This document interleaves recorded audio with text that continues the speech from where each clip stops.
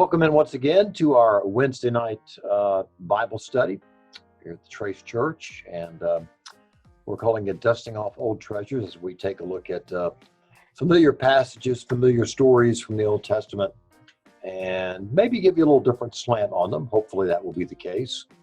Right now we're in the middle of looking at certainly maybe the most familiar story, the story of the Exodus, the Israelites being released from Egypt to head to the Promised Land. And last week we got through 5 of the 10 plagues, right, Ryan? Ryan Bush has joined us again this week. And as once again we give George Barrera the week off. He's getting a lot of this lately. It's like he's retired. That's right. Get ready for this next series. It's going to be good. So let's go back to, I guess we need to kind of revisit, kind of make people up to speed as to what those first 5 plagues were to kind of set the stage for the final 5. Yeah. We started off with water to blood, plague 1, and all of the River Nile and all of the basins and everything were turned to blood red, made it difficult for the folks to drink and really live. That's their lifeblood.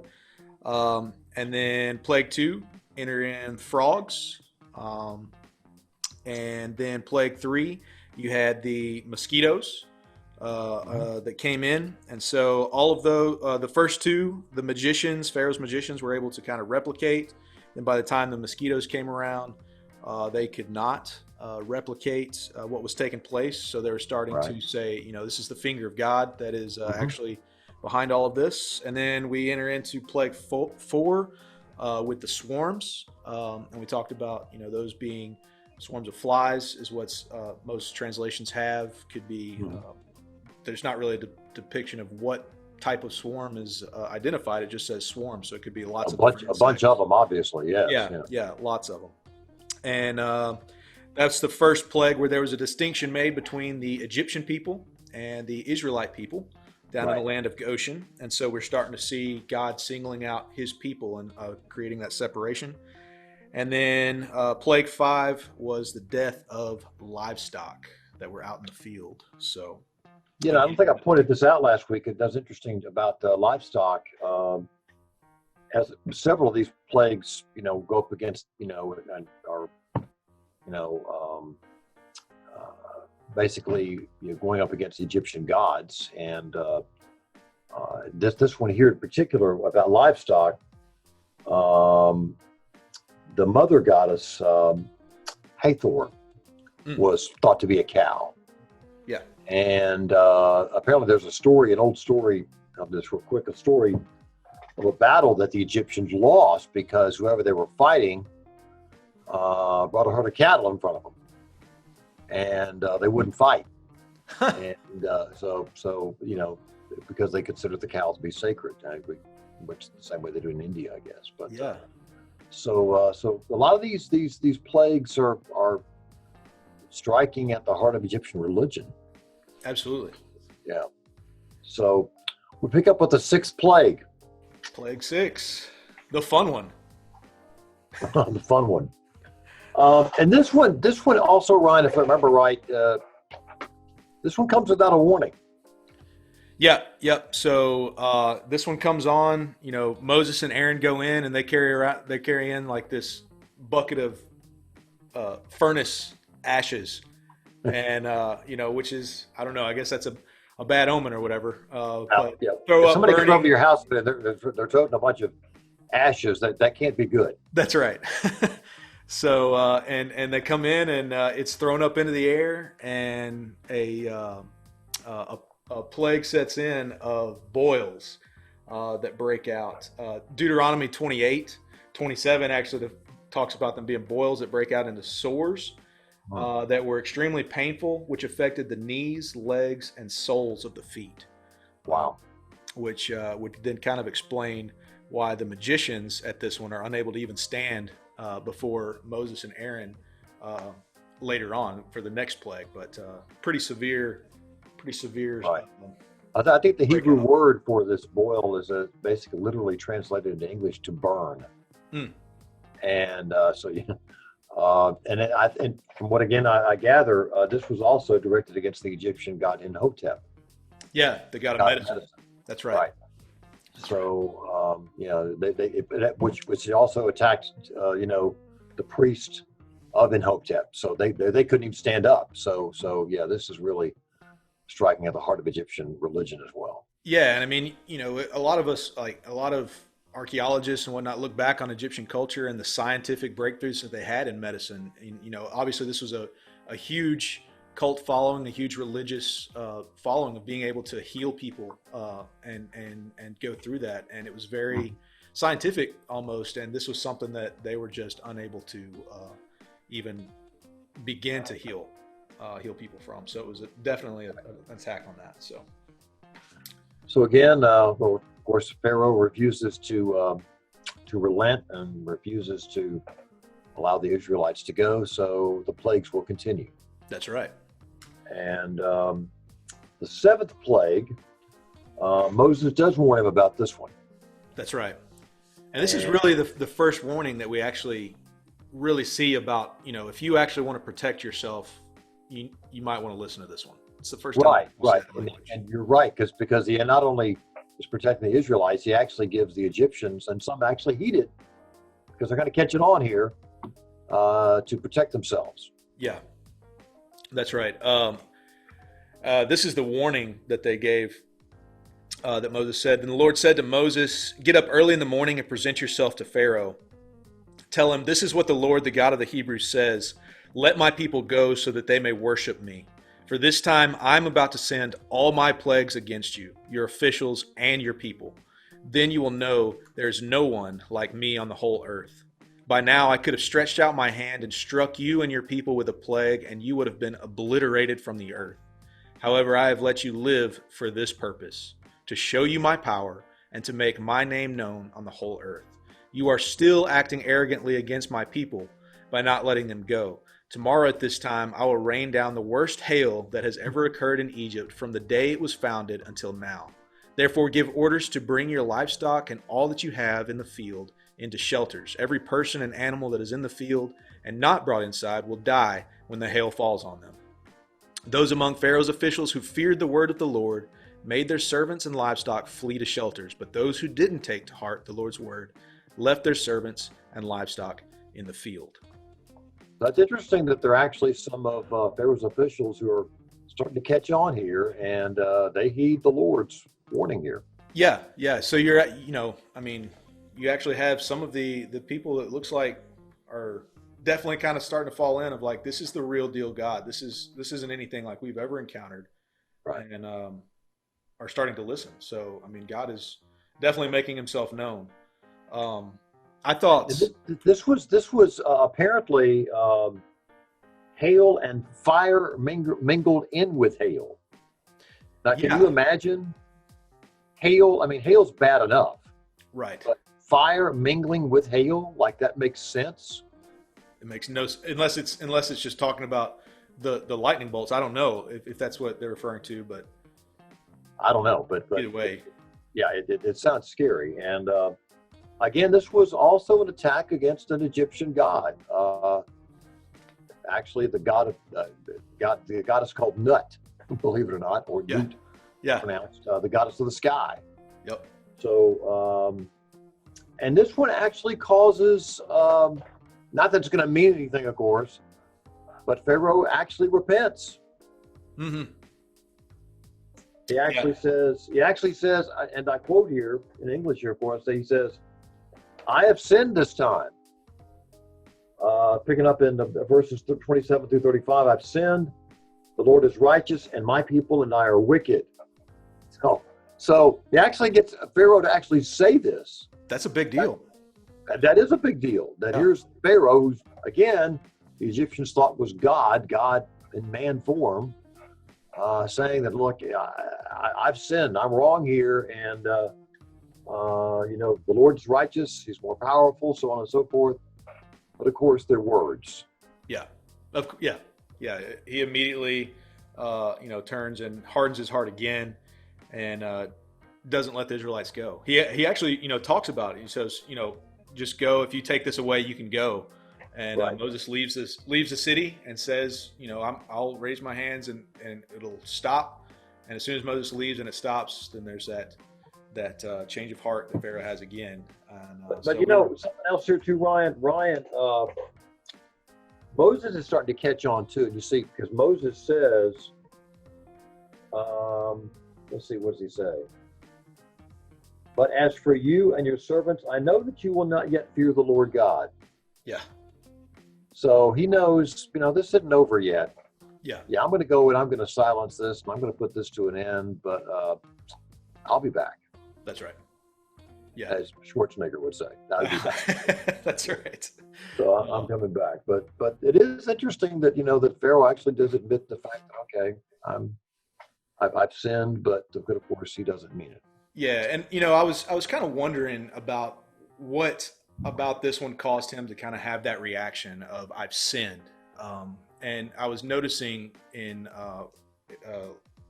right here on the screen, what verse is that? 13, where he says, where God says, "For this time I'm about to send all my plagues against you, your officials, and your people." And so I don't know and I know the magicians were affected by the boils in the previous one, but I'm wondering if it's just Pharaoh's household and his officials have kind of been, he's seen all the stuff go down, but has he personally really been affected up until this point? And, I don't know necessarily the answer to this, but I just think the language is interesting in the shift of I'm about to send them all against you, your officials, and your people. The full list. So Could be that, he's maybe seen some of the devastation, and heard about it, but this may affect him more directly. Right. Yeah. So just something that stuck out to me there. And maybe too, that is why he responds that way. Yeah. Yeah. Cause that's kind of how it goes a lot. We'll sin, we'll stumble, we'll mess up, but we won't really admit it unless something really bad kind of happens to us and causes us to do some deep introspection. Unless there's a consequence of some sort. Yeah, a personal consequence. If it's something, it's bad, that's out there, that's kind of close to us, okay. But then if it directly impacts us, it causes us to do a little something extra. So now we move on to the next plague. The next plague, plague 8. 10, locusts. That's right. So we have locusts have appeared in our history. Mormons dealt with locusts in Utah, and they eat everything in sight. Everything. Yeah, if you're a farmer and you hear the word locust, you don't want them around. For sure. Right. And so it is what's interesting in the last plague is there was certain crops that were destroyed by the hail. Because they had started coming in, but it says that there was the wheat, and the wheat had not yet been destroyed and the spelt, because they were later crops, and so It shows that this is even maybe not the next day that locusts move in. It's maybe even like a month or so later when those crops start to come in that this 8th plague starts to take place. Yeah, he says in verse 5 of this chapter about these locusts, they shall cover the face of the earth, that one cannot be able to see the earth. And they shall eat the residue of that which is escaped, which remaineth unto you from the hail. Again, just like the hail's left some stuff, and they'll eat every tree which grows for you out of the field. So they're going to eat everything else. That's right. Here goes the rest of the economy. That's right. Trashed. I mean, it's gone, Yeah. So this one, and again, what is Pharaoh's response to this one? In this one, again, he admits sin, and again, hardens heart. He even does a little negotiating too. I think in this one yeah. Let's see, verse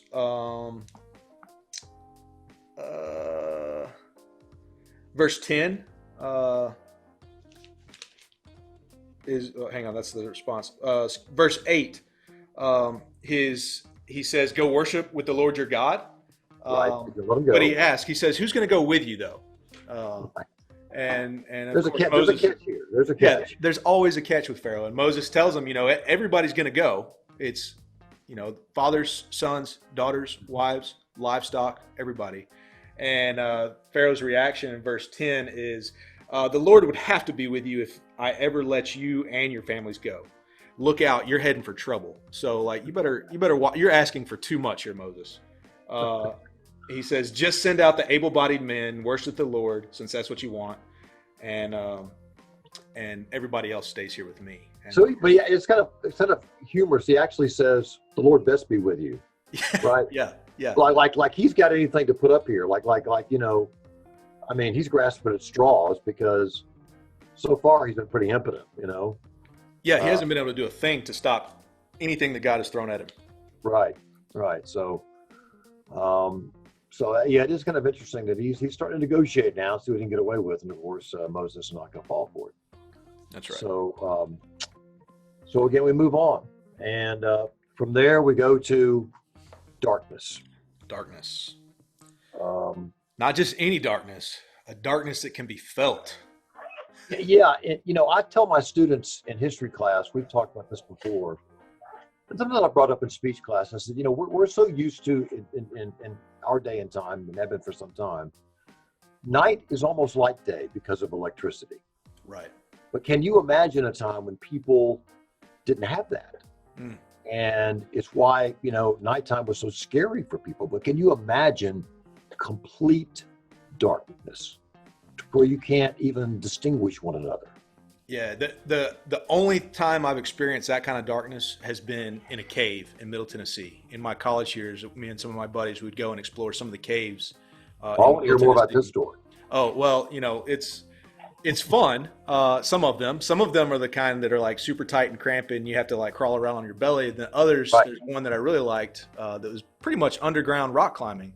But what's interesting is once you got deep enough in the cave, and these were not like the cave tours that you can go on and see. These were just caves in the middle of the field that you knew where they were and you had access to, and you go through. But Right. you turn off all your headlamps and everything, and it was total darkness. I mean, you could put your hand right in front of your face, and the only reason you knew it was there is because it was your hand, but you Right. could not see it. And so that's the only time I've experienced darkness like that.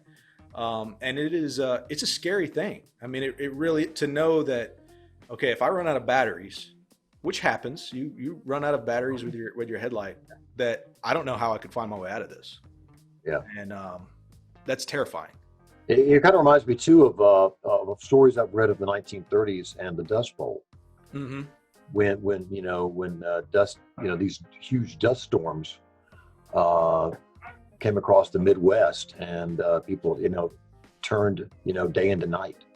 Yeah. So it had to be absolutely terrifying. And there, in verse 22 of this chapter, Moses it describes Moses as stretching out his hand toward heaven, and there's all of a sudden a thick darkness in all the land of Egypt for 3 days. That's 3 days of complete darkness. Yeah. Wow. Yeah. And for the Egyptians whose main god was the god of the sun, and making sure that the sun rises and sets daily, for him to be shut out for 3 days is their economy has been shot. Their whole worldview has been totally shut down at this Right. point, because this is huge, because Ra, he is it. And if the sun doesn't rise and set, what happens from here? This is the end of the world for the Yeah. Egyptians. Right. So this is devastating. So you would think after this that the Pharaoh might come around, Yeah. but I also think it's very interesting that Israelites did not experience this darkness too. yeah. Wow. How do you pull that off? I mean, that's yeah. Yeah. So they didn't experience the darkness, but yet all of Egypt did. Right. So once again, the Israelites are protected, and that also has got a that you would think that would get Pharaoh's attention as well. Yeah. But there's but one more plague. That's right. And this one does bring him back to the table. You know, he's willing to negotiate again about going off and worshiping, except you can't take the livestock. Can't take the livestock. And Moses is like, you understand what we're going out to do, right? Right. I mean, that they're essential. To offer sacrifices, we need the livestock. And, you know, at this point, Pharaoh is so mad. He says, get out of my face. I don't ever want to see you again. If I ever see you again, I'll kill you. Wow. And so tensions are extremely high between Moses and Pharaoh. You know, we haven't talked about this at all, but you and I were talking earlier about a movie that I had forgotten about that Christian Bale was in, called Exodus, Gods and Kings, which is the story, this story here, as Right. of course, as only Hollywood can tell it. But That's right. but it got me to thinking about, because we're talking about someone, Moses, who was brought up in that culture and was raised and may very well likely have been close to Pharaoh. A brother-like figure. Yeah. Yeah. And so this has to play in there as well. I mean, the fact that these two that at one time may have been very close, what this had to do with them, and you know, in this situation where, you know, they're going up against one another, and that just also makes it more complicated. And I think it would be really, I think in addition to the fact that, you know, that Moses is angry here, he also desperately wants to get Pharaoh's attention. That, look, we don't have to do this. Just let us go. Yeah. Just let us go. Yeah. So I think that the human element of that about their relationship, I think, would make it is also makes this very interesting as well. But so yeah, but Pharaoh gets angry and threatens him and says, if I see your face again, I'll kill you. And Moses says, don't worry about it, never see me again. If you see me again, it's not going to be good. Yeah. And, you know, one thing that I've never picked up on really before is, again, the time frame for all these plagues has been something that I've just kind of focused on this time through. And between darkness and this plague 10, death of firstborn, Moses doesn't go out and come back in and give the warning to Pharaoh. It is like when Pharaoh says, get out of my face, next time I see you, I'm killing you. Moses immediately responds with, you'll never see my face again. And it's almost like in that moment that God speaks to Moses and says, this is what's about to happen. Right. So, you know, it's I am going to send a final plague, and this is going to be the one you need to go ahead and tell the children of Israel to ask for the silver and gold from the Egyptians, and because that's how they're going to plunder them. They're going to ask, and they're going to give it away, and they're going to pay them to leave. And then he says that to tell what's going to happen is there's going to be a great cry of anguish, verse 6 of chapter 11, for all the land of Egypt, such as never was before or ever will be again. But again, and he says, not a dog will bark. Yeah. Not a dog will bark at any person or animal. That's right. In the Israelite camp, it's going to be total silence. But in Egypt, it is going to be chaos, is what it sounds like. Just shrills and terror. And this also the death of the firstborn had a big significance as well. Sure. I mean, because the firstborn was the heir, was the one, right? That's right. I mean, it is ancient Near Eastern culture was you got the firstborn gets a double portion of everything. Right. And, you know, you guys have kind of talked about that going through some of the Genesis characters of Jacob and Abraham and Isaac and following that firstborn blessing through that. It's a very important thing, and it's just as important to the Egyptian culture as well.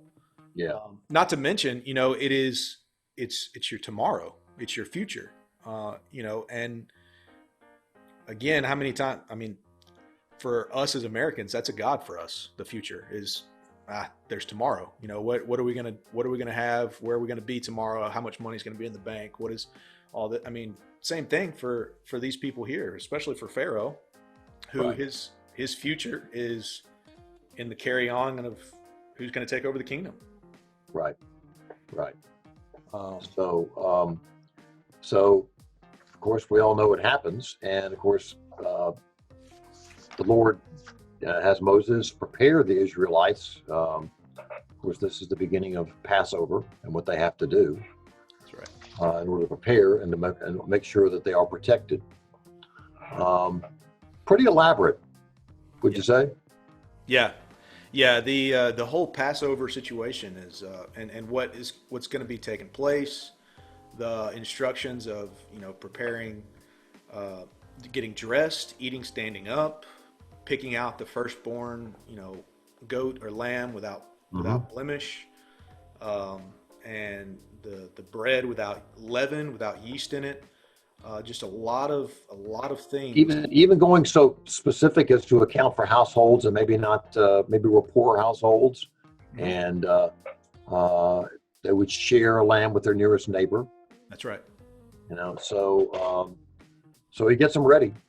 He gets them ready. In chapter 11, and of course with the, you might be able to speak to this, a little bit more, but the unleavened bread. What is the significance of the fact of them using unleavened bread? Well, it was a sense of the urgency of Right.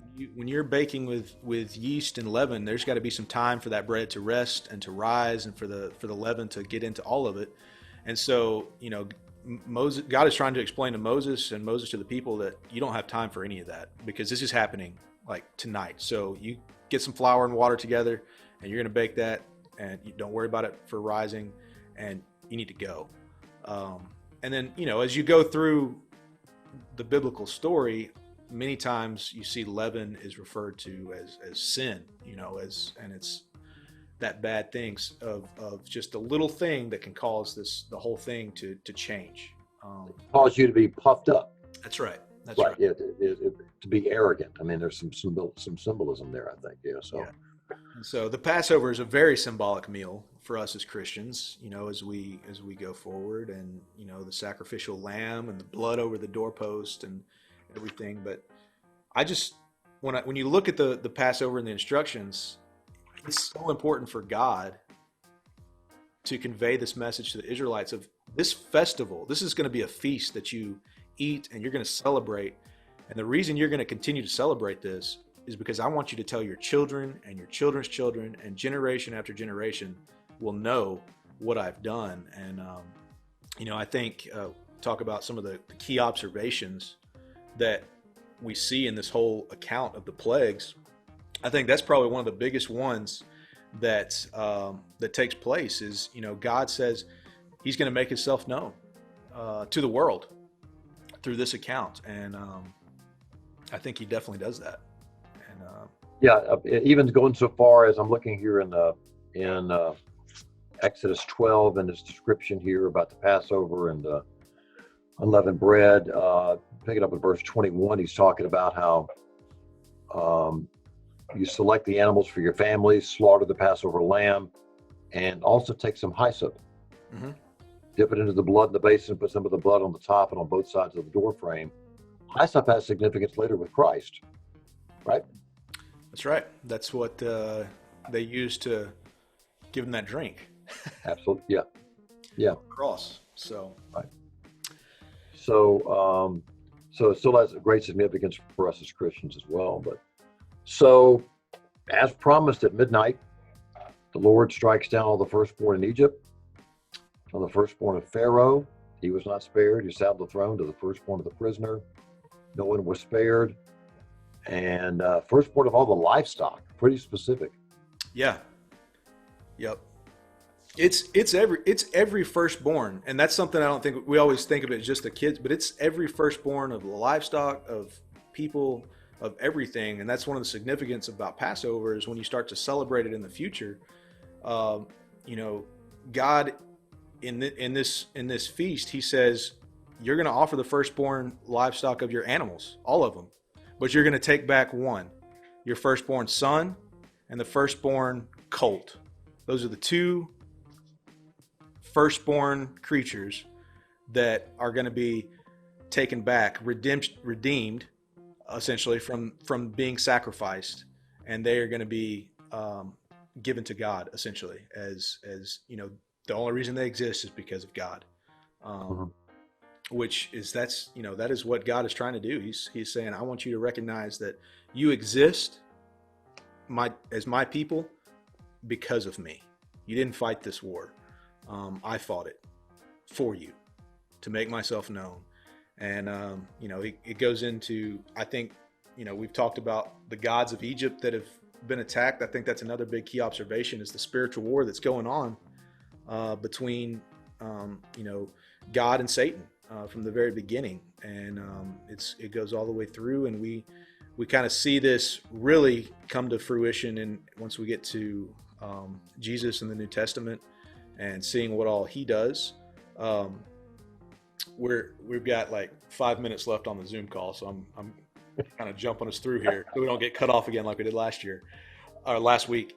But if you look at all the plagues and you really kind of separate them out, the first 9 plagues, they kind of attack specific Egyptian gods. Those first 3 are all centered around the water. The Nile River, the frogs coming out of the water, mosquitoes coming out of the where they breed, and then 4, 5, and 6, you've got the swarms of insects, you've got the livestock, you've got the boils.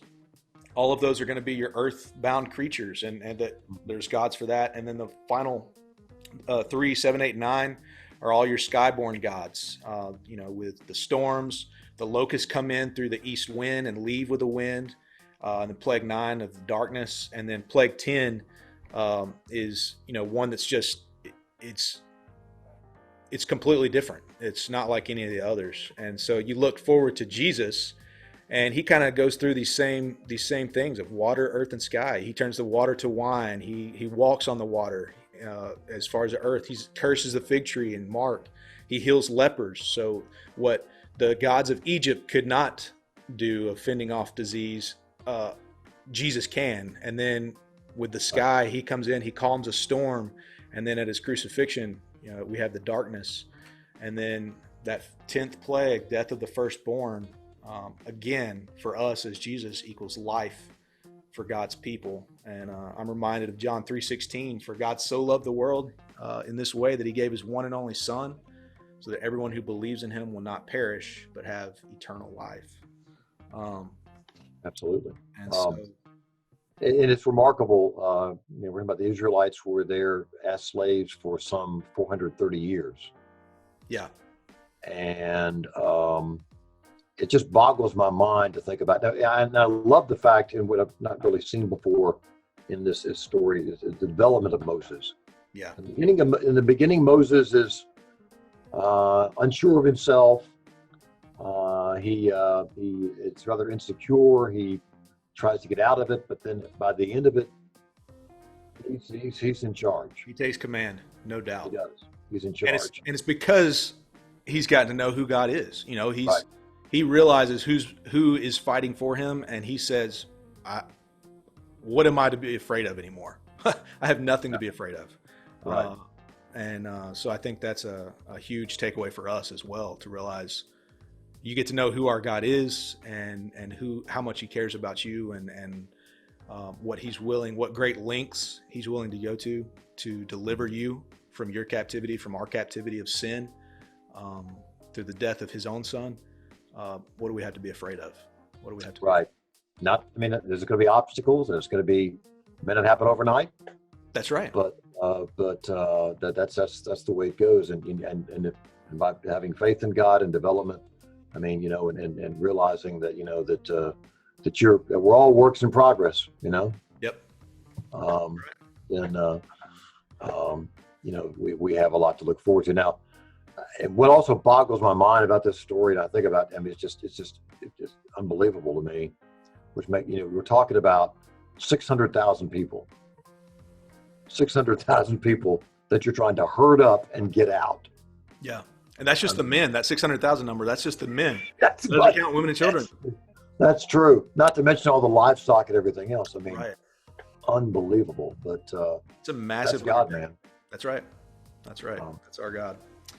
All right, let me close out in a prayer. I think it may shut us off with like 10 seconds here. So we'll see. We'll close out a prayer and we'll call it a week. Enjoyed it, Bill. Thanks for having me back this week. Thanks, buddy. Appreciate it. All right. Father God, we thank you so much for this day that you've blessed us with. Thank you for this time to study your word together. We thank you for who you are. God, we put our trust in you and you alone. In Jesus' name, amen.